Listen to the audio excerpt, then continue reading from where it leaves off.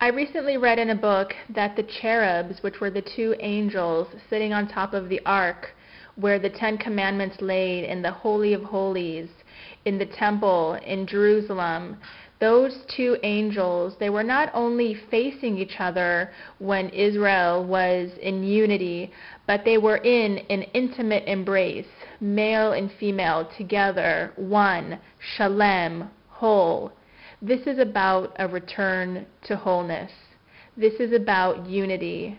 This is about recovering our lost self.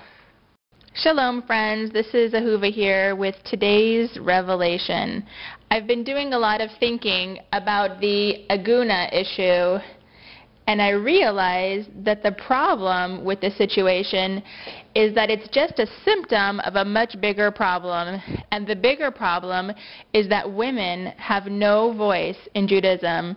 Although Miriam and Devorah were prophetesses in the Bible, women today are not creating halacha and have no leadership roles of any true significance or value.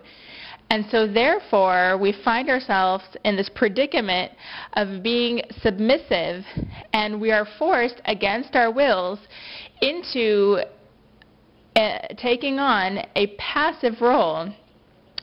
And if women were making halacha, there would be no such thing as an aguna.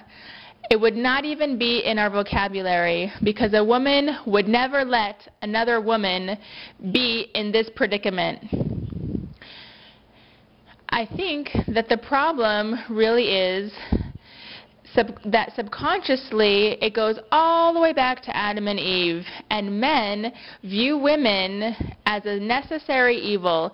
Necessary because a woman is needed for procreation, but evil because women made men go astray. So we can't give any woman any power, because God forbid they should lead us in the wrong direction.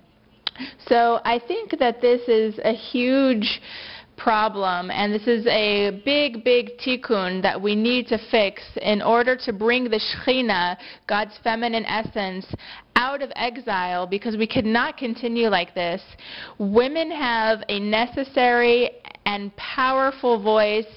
You know, I was even thinking there was a lot of debate over who actually wrote the Zohar. And although most authorities attribute it to Rabbi Shimon Bar Yochai, but we don't know for sure who wrote it. Maybe a woman wrote the Zohar, but she couldn't be out with it because of being a woman. No one would take her seriously. If it was known that the Zohar was written by a woman, it would be automatically dismissed. Maybe Miriam wrote the Zohar. Maybe Moses got the 5 books of Moses, and Miriam received the concealed Torah, the Kabbalah. But who knows? But what I do know is that women have an important voice, a necessary voice. By ignoring women, we are ignoring yin. The world cannot exist on yang alone. Yang is male energy. Yang is the sun.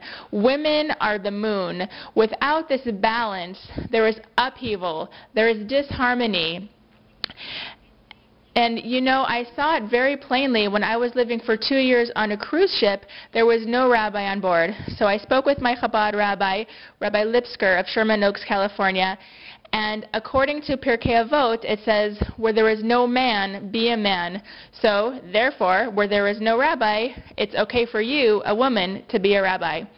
When I took that pulpit, people came up to me after services and they said to me, "You're better than our rabbi in our synagogue."